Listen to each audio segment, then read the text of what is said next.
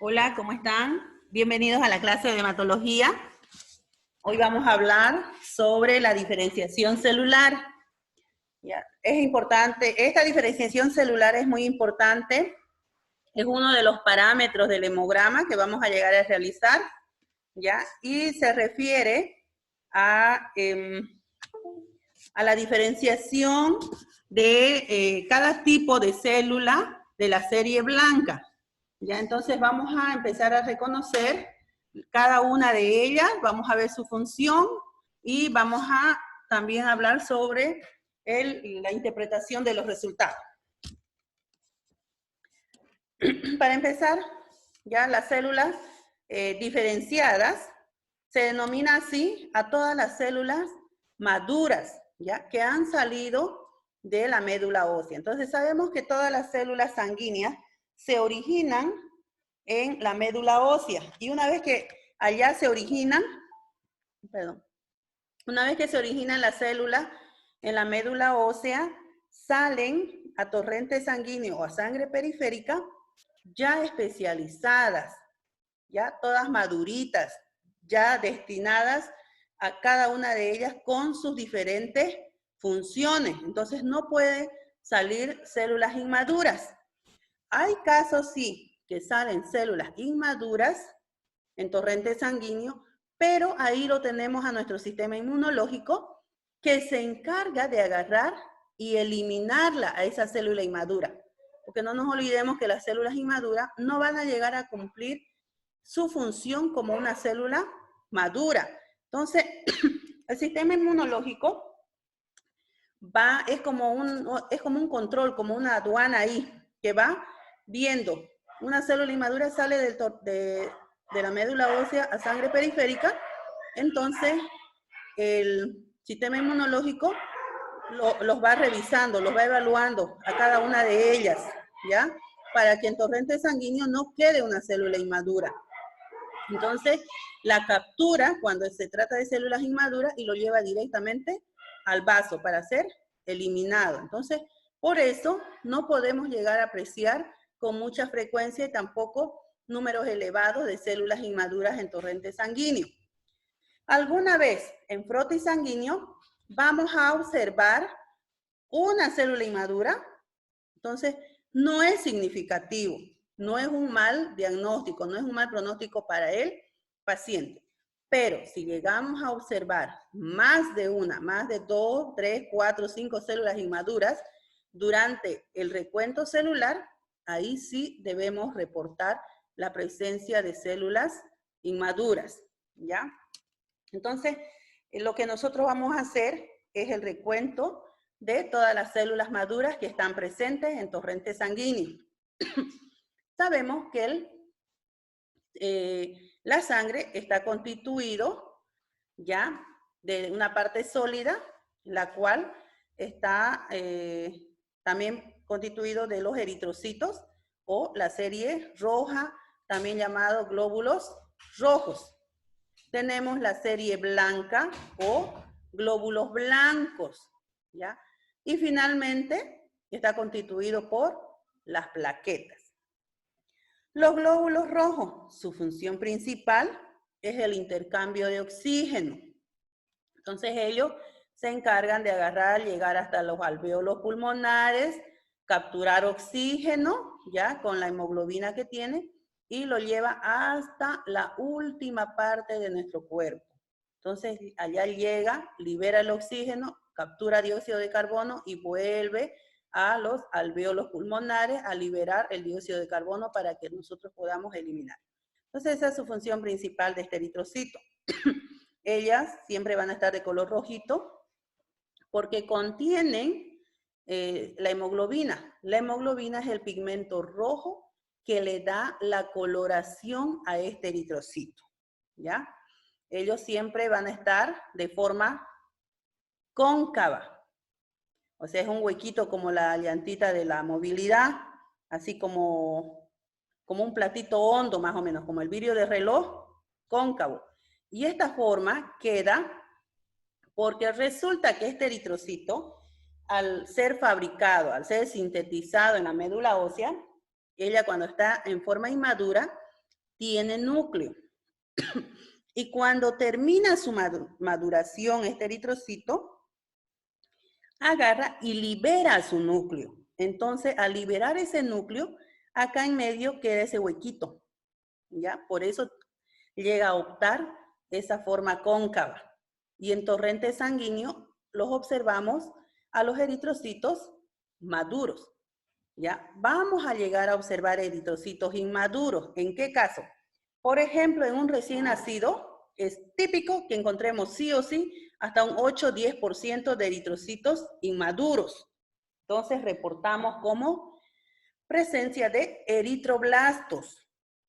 Y tenemos que observar 10 campos. En los 10 campos, tenemos que contar cuántos eritrocitos inmaduros hemos observado. Si observamos 5, entonces colocamos presencia de eritroblastos, ¿ya? 5%. ¿Ya? Entonces, cuando nosotros veamos la palabra blasto, significa inmaduro. Eritro, de eritrocitos. Entonces, eritroblastos, células inmaduras.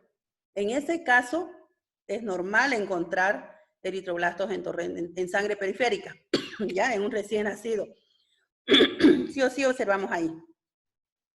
Después en un adulto no, a menos que se trate de un paciente que se haya diagnosticado anemia y que esté haciendo tratamiento con ácido fólico, quizás hierro, dependiendo al tipo de anemia que tenga. Entonces, cuando la médula ósea es activado y dice, bueno, acá hace falta eritrocitos, por tanto, usted, señorita, a la médula ósea agarra y le dice, me fabrica eritrocitos para compensar, para restaurar esos espacios vacíos o esos eritrocitos que nos hacen falta en sangre periférica. ¿Y qué es lo que hace la médula ósea? Empieza a fabricar al 100 por hora, ¿ya? Entonces, de esa manera agarra, los fabrica y plas los lanza. Así, tiernitos, sin experiencia a sangre periférica. Entonces, es en esos casos que nosotros vamos a observar eritrocitos inmaduros en sangre periférica, ¿ya? Y ahí también el médico, aparte de pedir hemograma, agarra y nos piden lo que es el recuento de reticulocitos, que es el recuento de eritrocitos inmaduros en sangre periférica. Pero esos recuentos de reticulocitos lo vamos a ver en otra clase, ¿ya? Es solo específico para reticulocitos. Entonces, en sangre periférica, nosotros en frotis sanguíneo los vamos a ver siempre así, teñiditos de color rojito, sin núcleo. En la serie blanca, o leucocitos, ¿ya? O glóbulos blancos, los subdividimos en dos grupos, que son los granulocitos y los agranulocitos. Los granulocitos se denominan así a las células que tienen granulaciones en el citoplasma, ¿ya? Entre ellos tenemos, por ejemplo, al neutrófilo. Este neutrófilo, o también denominado segmentado, ya está dentro del grupo de granulocitos porque en su citoplasma, si pueden apreciar, tienen granulaciones citoplasmáticas. Pero estas granulaciones son chiquitas, son microgranulaciones citoplasmáticas neutrofílicas, que estas granulaciones a esta célula le ayuda a eliminar a lo que son los antígenos. De ahí que se dice que esta célula es muy importante en el sistema inmunológico. Es muy importante para nuestras defensas. ¿Ya? Después tenemos a lo que son los eosinófilos. Estos eosinófilos tienen granulaciones citoplasmáticas más groseras que en el caso del neutrófilo. ¿Ya? Sus granulaciones son más grandes, ¿ya? Y siempre se van a teñir de color naranja por la eosina, ¿ya? Y sus lobulaciones, su núcleo siempre va a estar bilobulado y unido por una cromatina. ¿Ya? Entonces, esas formas adquieren la característica del eosinófilo. Y los basófilos. Los basófilos también tienen granulaciones citoplasmáticas y también se llegan a observar así las granulaciones por encima del núcleo y las granulaciones son más groseras que en el caso del eosinófilo. Después el otro grupo son los agranulocitos. Dentro de este grupo de granulocitos tenemos lo que son los monocitos y los linfocitos. Se dicen agranulocitos, porque no tienen granulaciones en el citoplasma. ¿Ya? Por eso son agranulocitos. También otra forma de clasificarlos son mononucleares y polimorfonucleares. Estos agranulocitos son mononucleares. ¿Por qué? Porque tienen un solo núcleo enterito, ¿ya? Aquí el linfocito siempre su núcleo va a llegar a adquirir así en forma redondita y casi abarcando siempre todo el citoplasma. Y los mononucleares, su núcleo tiene forma de riñón o también en forma de corazoncito, pero siempre va a tener una hendidura. Entonces, y están enteritos, así los vamos a observar en el microscopio, ¿ya? Y este otro grupo también se denominan polimorfonucleares, porque su núcleo está en diferentes segmentos, en diferentes porciones, se ha segmentado. Por eso se denominan polimorfonucleares. Y finalmente nuestras plaquetitas son las células más pequeñitas del torrente sanguíneo y ellas van a cumplir su función en la cascada de coagulación. Ellos se encargan de agarrar y mantener la hemostasia sanguínea, o sea que la sangre se mantenga en estado líquido, que no haya formación de trombitos, ¿ya? Esa es su función principal de las plaquetas. En cuanto al fundamento de nuestra práctica, los leucocitos, también conocidos como glóbulos blancos, son un componente importante de la sangre y una pieza clave en el sistema inmunológico del cuerpo, lo que les acaba de explicar, ¿no ves? Porque son parte de las defensas del organismo. Y tenemos 5 tipos de células, ¿ya? Que son, y cada una de ellas tiene una función específica. Y los subdividimos en grupos que son granulocitos y agranulocitos. Los 5 tipos de células que habíamos visto, que son los basófilos, eosinófilos, neutrófilos, linfocitos y monocitos. Aquí en esta imagen tenemos ya la célula, cómo lo vamos a llegar a observar en un frotis sanguíneo teñido por la tinción panótica, ¿ya? Entonces, acá, por ejemplo, tenemos lo que son los neutrófilos segmentados. Cuando realizamos los hemogramas, más se trabaja o lo manejamos como neutrófilos. Ya no lo decimos segmentados, no se pone la palabra segmentado, ya va más resumido, neutrófilos nomás. Entonces, acá, por ejemplo, podemos apreciar en el citoplasma microgranulaciones y en este caso tiene 4 lobulaciones el núcleo. Ya, en este otro caso, por ejemplo, está en 1, 2, 3 lobulaciones el núcleo. Pero cada lobulación está unida por una cromatina muy delgada. En este otro caso igual. Miren, casi 4 lobulaciones. Hay 3 bien diferenciadas, son casi 4. En este otro caso también 4, aquí 4. Acá igual ya tiene, está lobulado, acá se está empezando a dividir, va a tener 3 fragmentos, ya 3 lobulaciones este núcleo. Entonces, el citoplasma siempre se va a llegar a teñir casi de color rosadito. Alrededor son los eritrocitos. Los eritrocitos son las células que más llegan a abundar.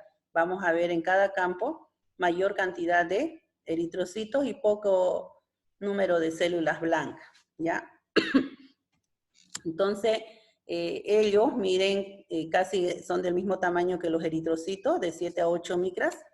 ¿Ya? Su función principal es el fagocitosis, por eso son denominados macrófagos, son parte de la defensa del organismo. ¿Ya? Entonces, las características morfológicas son esas las que tenemos que tomar en cuenta. La coloración del citoplasma, la presencia de microgranulaciones y el número de lobulaciones que tiene nuestro núcleo. ¿Ya?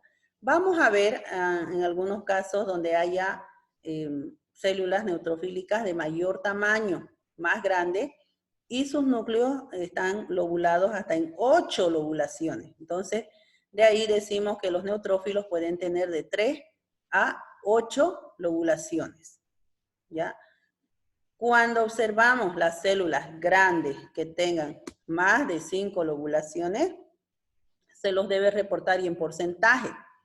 Por ejemplo, si contamos al hacer el recuento celular, contamos 60 neutrófilos. De los 60 neutrófilos, ¿cuántos neutrófilos eran grandes con más de 5 lobulaciones?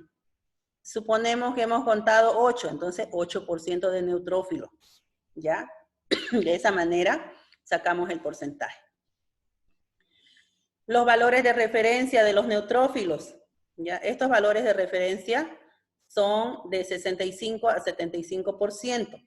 Nosotros al hacer el recuento celular, sí o sí tenemos que contar 100 células blancas de los 5 tipos de células blancas que conocemos, ¿ya? Entre todas tienen que sumar 100. Entonces, de las 100, entre 65 y 75 células de neutrófilos tenemos que contar. Entonces, de todas las células de la línea blanca, el que más predomina o el que hay en mayor cantidad son los neutrófilos, ¿ya? Pero, si contamos más de 75 células, es un aumento de los neutrófilos. A eso se denomina neutrofilia. Y si contamos menor de 60 células, hay disminución, ¿ya? De los neutrófilos, o sea, no está dentro de los parámetros normales, y a eso denominamos neutropenia, ¿ya? ¿Cuándo hay neutrofilia? Neutrofilia hay en procesos infecciosos de origen bacteriano.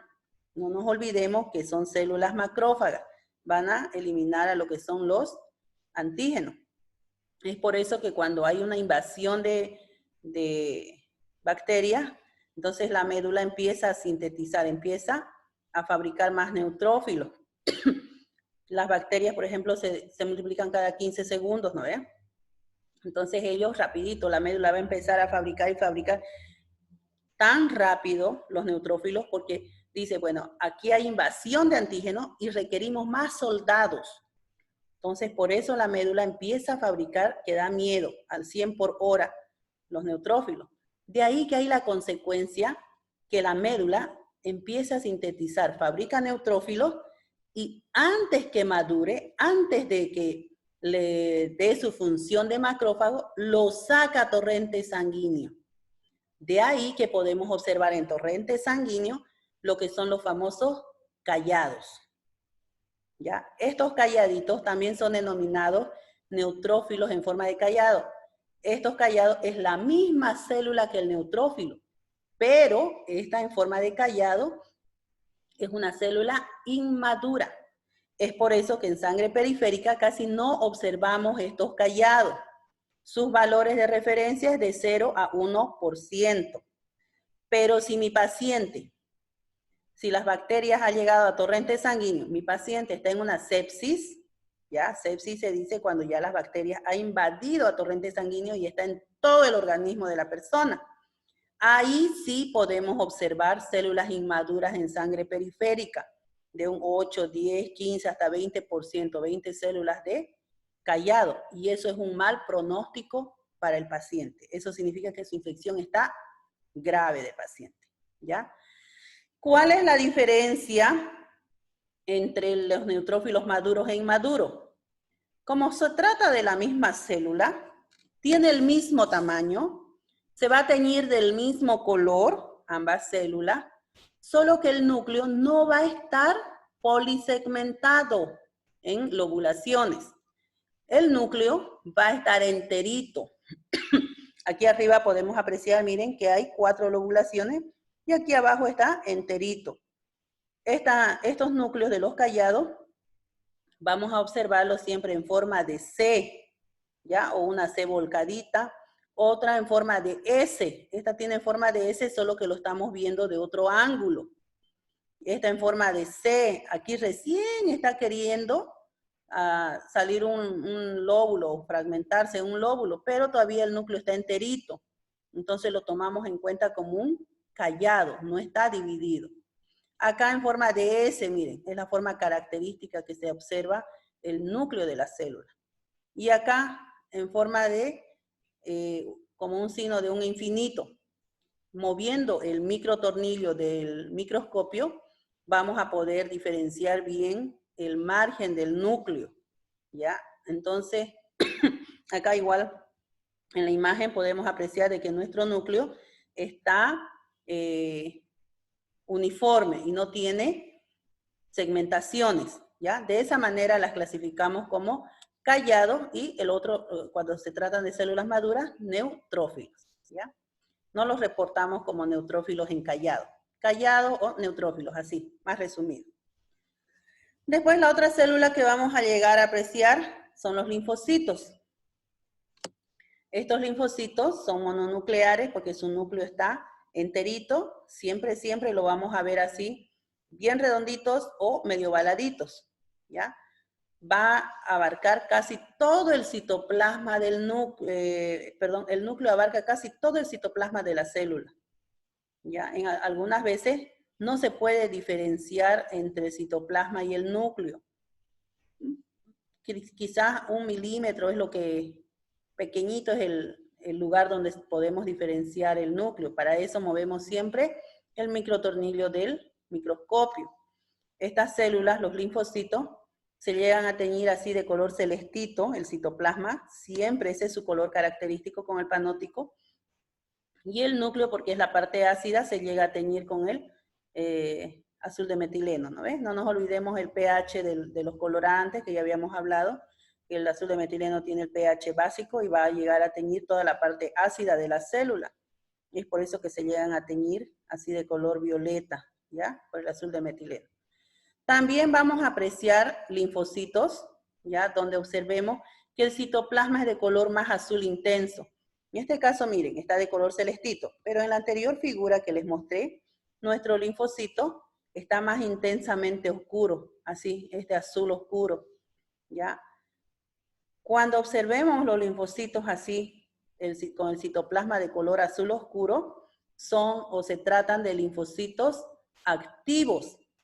Y eso también debemos reportar. ¿Ya? Si todos los linfocitos son así de color celestito, no hay problema.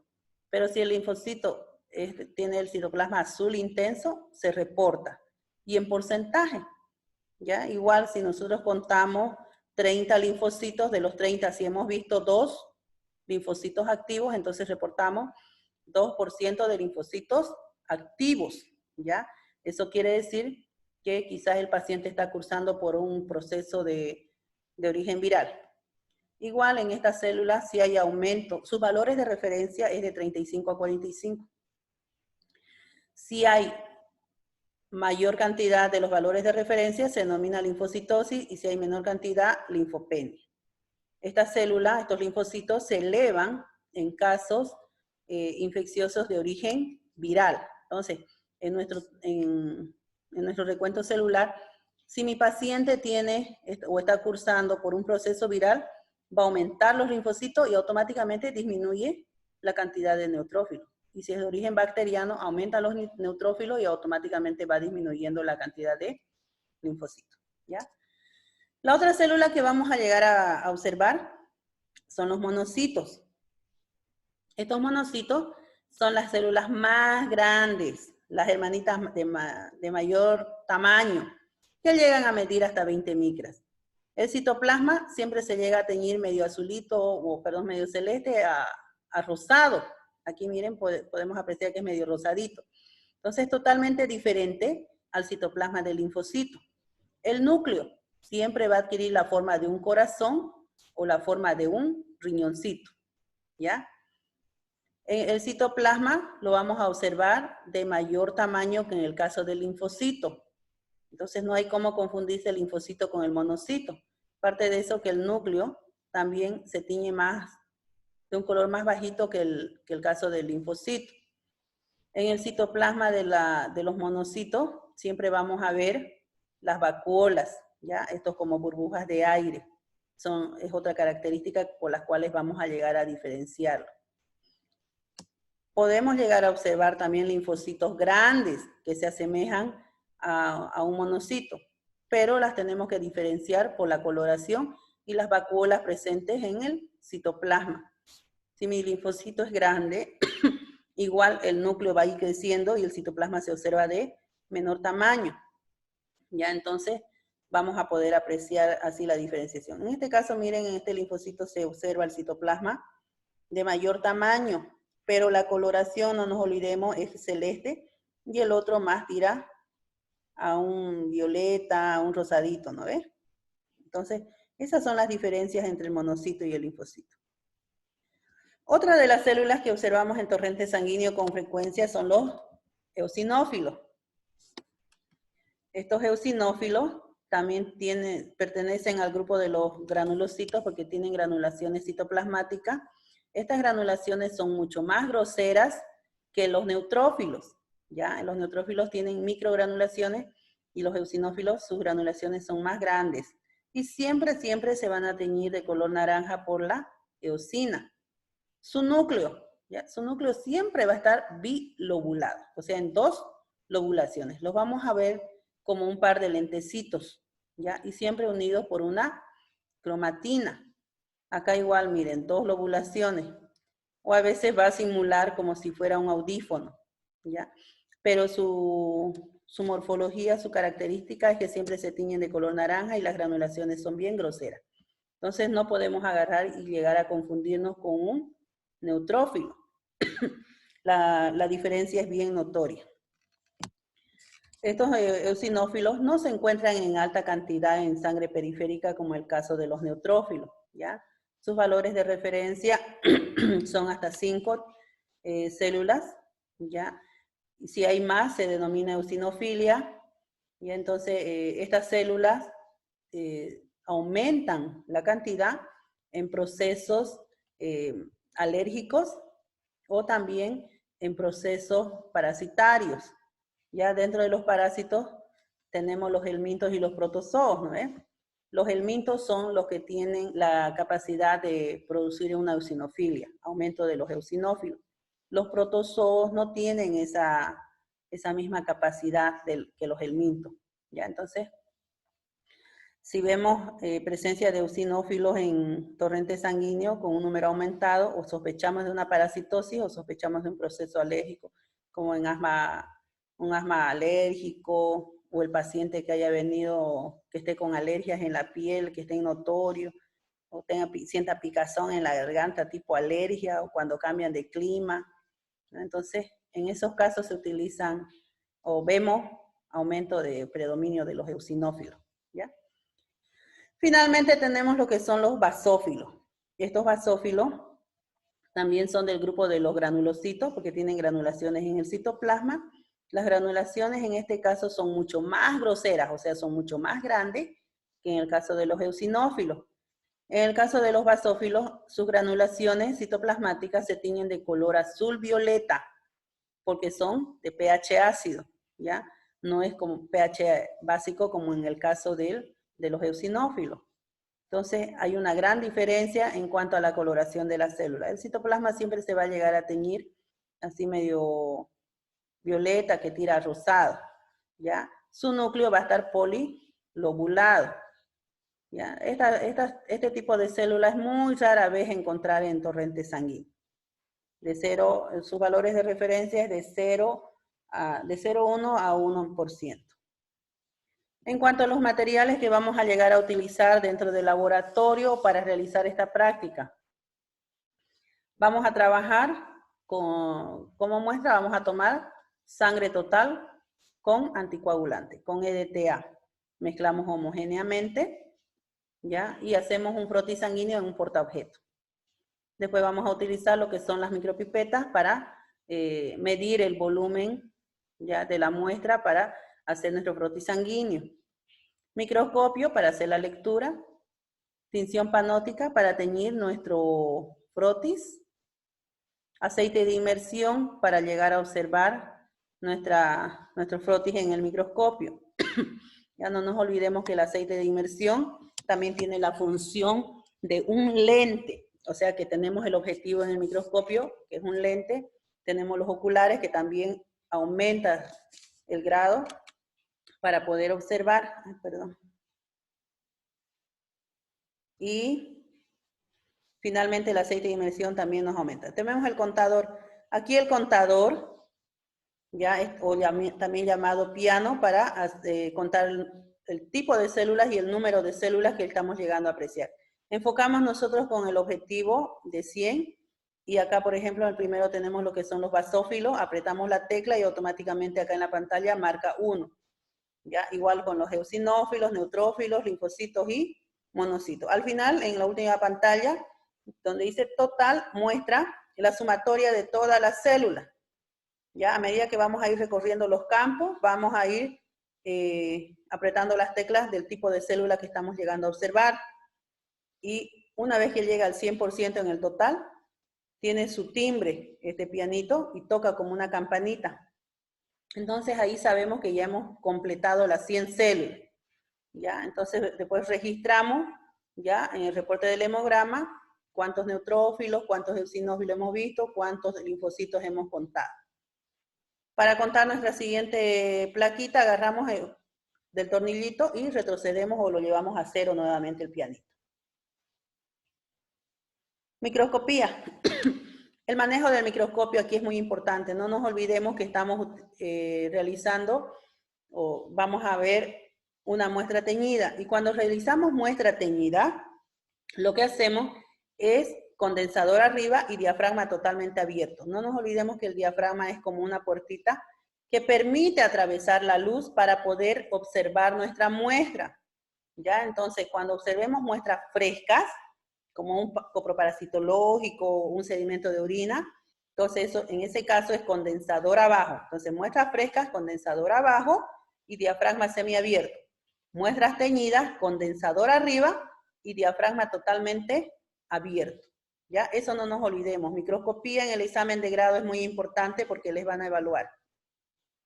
Acá les he colocado el procedimiento que ya les acabo de explicar, que debemos seguir para obtener nuestra muestra teñida para poder, y lista para poder observar en el microscopio. Entonces usamos sangre total, hacemos el frotis, teñimos, esperamos a que seque, colocamos una gota de aceite de inmersión, dispersamos en todas nuestras muestras y enfocamos en el microscopio. Primero siempre con el objetivo de 10, después cambiamos al de 40 y finalmente con el de 100 con el que vamos a hacer el recuento diferencial.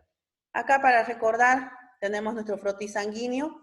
No nos olvidemos que en la cabeza no podemos hacer recuento celular, ya, ni en la cola. El lugar ideal está entre el cuerpito y la cola, ya. Entonces tenemos que enfocar. ¿Y cómo sabemos cuál es el lugar ideal para hacer recuento celular? Enfocamos y en esta lámina podemos apreciar que todas las células están homogéneamente distribuidas. O sea que los eritrocitos no están sobrepuestos, porque no nos olvidemos que tenemos que observar la forma, tamaño y color de los eritrocitos. Entonces, si van a estar sobrepuestos, así como en este otro lado, no vamos a poder distinguir qué forma tienen, qué color tienen. Miren, los linfocitos se ven más chiquitos que los eritrocitos, entonces no vamos a poder hacer tampoco la diferenciación celular.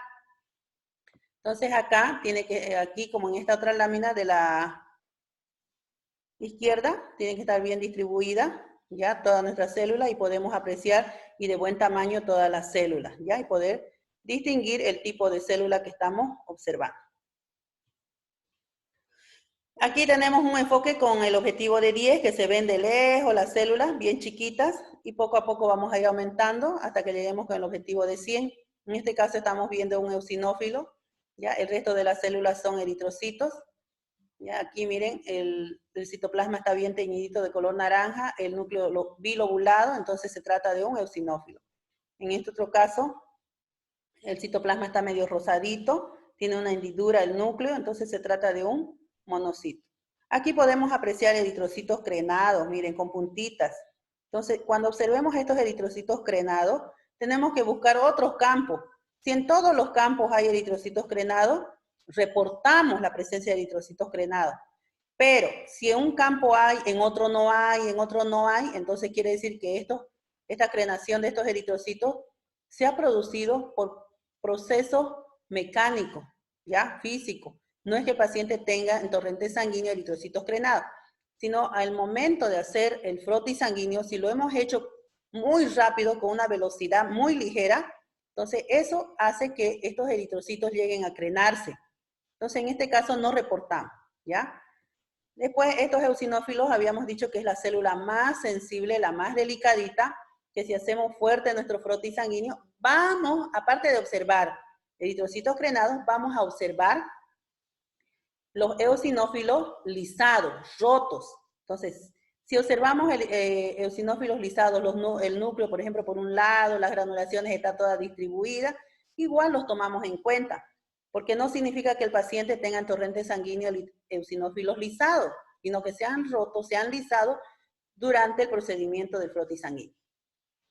Aquí podemos apreciar ya los neutrófilos, acá las plaquetas, también en frotis sanguíneo lo que reportamos es el número de plaquetas, si hay la presencia de microplaquetas o macroplaquetas. ¿Ya? En este caso nuestros eritrocitos, por ejemplo, están todos de tamaño normal, reportamos como normocitosis, ¿ya? De coloración normal, normocromía. Todos están homogéneamente teñidos, ¿no ves? Y este es un neutrófilo. En este otro caso es un linfocito. El núcleo bien redondito, ¿ya? Y abarca casi todo el citoplasma. Igual los eritrocitos están uniformemente teñiditos, todas casi del mismo tamaño. Acá hay uno más pequeño, no hay más. Que veamos uno no es un valor significativo, entonces reportamos como normocitosis, normocromía. En cuanto al resultado, una vez que hemos hecho ya el recuento celular, reportamos y registramos. En nuestro piano nos han registrado la presencia de 39 células de neutrófilos segmentados, 18 callados, 2 eosinófilos, 1 basófilo, 3 monocitos y 37 linfocitos. Aquí podemos observar de que hay disminución del número de neutrófilos y hay aumento de los callados. Entonces mi paciente significa que está cursando por un proceso de origen bacteriano, segurito es posible sepsis en este caso, ¿ya? Eosinófilos no hay ningún problema, está dentro de los valores normales, los basófilos también, los monocitos igual y los linfocitos están dentro de los valores de referencia. Y finalmente tenemos aquí todos los valores de referencia de cuántas células debe haber en torrente sanguíneo, ya de cada tipo de células. Los neutrófilos de 55 a 65%, los linfocitos 25 a 35, monocitos de 4 a 8, ya los eosinófilos de 0,5 a 4, los basófilos de 0,5 a 1%. Entonces es la célula que casi no vamos a ver. Lo que más vemos son los neutrófilos y los linfocitos. Ya algunas veces uno, quizás 2 monocitos, los eosinófilos casi no, o 1 o 2, ¿ya? Entonces casi no se observan, a menos que estén cursando por un proceso bacteriano, de un proceso alérgico o parasitario. Y finalmente les estoy dejando ya la dirección de un par de videos de YouTube, donde van a poder apreciar la forma correcta de hacer el frotis y el enfoque y conteo diferencial de las células sanguíneas. ¿Tienen alguna duda, alguna pregunta hasta aquí? Hola. ¿No tienen preguntas, jóvenes? Yo tengo una, Lisa, buenos días. Buenos días. ¿A qué dijo que se le llamaba eritrocito crenado? ¿Han visto las tapitas de las sodas, que vienen las sodas con tapas metálicas? Si destapamos esas tapitas y las volcamos, se llegan a observar esos puntitas, ¿no ves? Igualito se llega a observar los eritrocitos crenados. A eso se denomina eritrocitos crenados. Aquí, a ver, en esta otra imagen también habían. Miren, tiene puntitas en la membrana los eritrocitos. Entonces, este proceso, ya, esto se realiza durante el procedimiento brusco que se haya realizado el frotis sanguíneo. Es por eso que en frotis sanguíneo nosotros tenemos que hacerlo manteniendo el ángulo y manteniendo la velocidad. No podemos iniciar lento y terminar rápido para que salga una colita fina. Entonces, ahí es donde hay probabilidad